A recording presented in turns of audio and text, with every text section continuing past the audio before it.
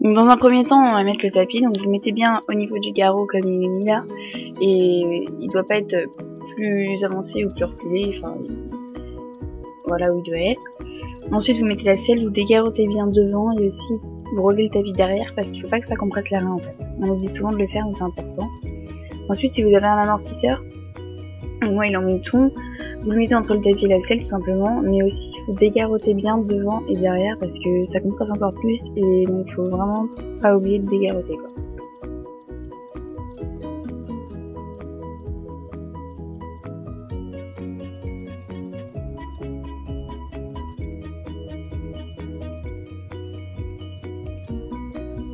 Donc là je vous montre comment je dégarrote, donc devant et aussi derrière. Voilà, c'est vraiment très important, je le répète mais c'est vraiment très important. Ensuite moi la sangle elle est toujours détachée de ma selle, je l'avais jamais sur la selle donc je le rattache forcément à droite et aussi à gauche. Et je passe toujours dans les passants parce que ça évite au tapis de reculer et j'aime pas quand c'est pas passé dans les passants donc je passe toujours. Donc quand je sangle pour la première fois, je le mets que au premier trou parce que ça permet au cheval de se dégonfler un peu et puis ça évite de le compresser dès le premier sanglage quoi.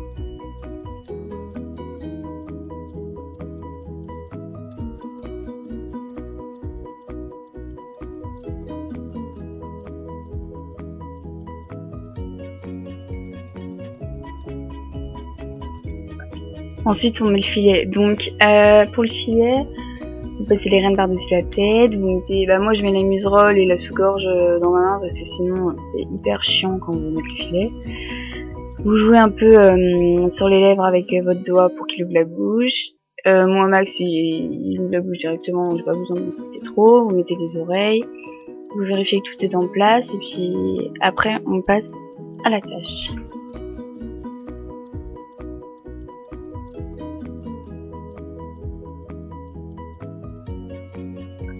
Donc pour la tâche, pour la muserolle, il faut qu'il y ait un doigt qui puisse passer quand elle est attachée. Sinon c'est qu'elle est trop serrée ou trop lâche.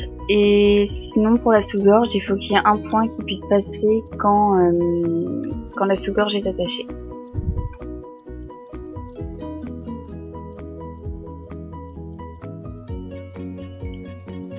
Si vous avez un haka-mort, alors donc je vous montre comment on fait.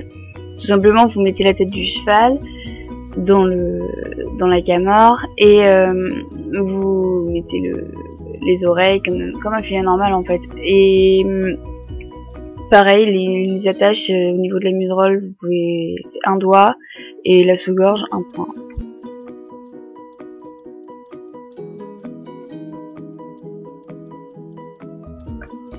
Donc ensuite j'en ai profité pour vous filmer comment mettre des rênes allemandes et aussi un collier de chasse par la suite. Donc moi ma sangle elle a pas d'anneau donc je suis obligée de mettre une rallonge pour pouvoir les mettre. Donc vous passez les rênes par dessus l'encolure comme je le fais là. Et donc les rênes allemandes doivent être en dessous des rênes du filet. Faut pas qu'elles soient au-dessus en fait. Donc vous passez dans le mort côté gauche et côté droit forcément.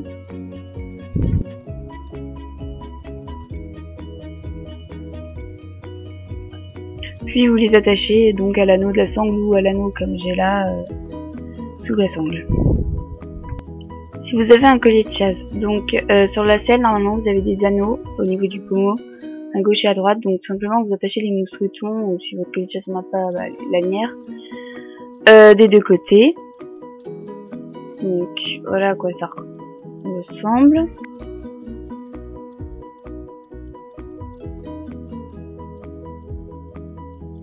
Puis si votre sangle a un anneau, vous passez les mousquetons dans l'anneau, mais moi ma sangle n'en a pas, donc je passe tout simplement la lanière dans la sangle. Et voilà à quoi ça ressemble. Donc si vous avez une martingale, donc vous l'attachez au collier de chasse, enfin vous savez en fonction de votre cheval si vous en avez besoin ou pas. Moi je sais que j'en ai pas besoin, donc vous détachez vos rênes par le haut.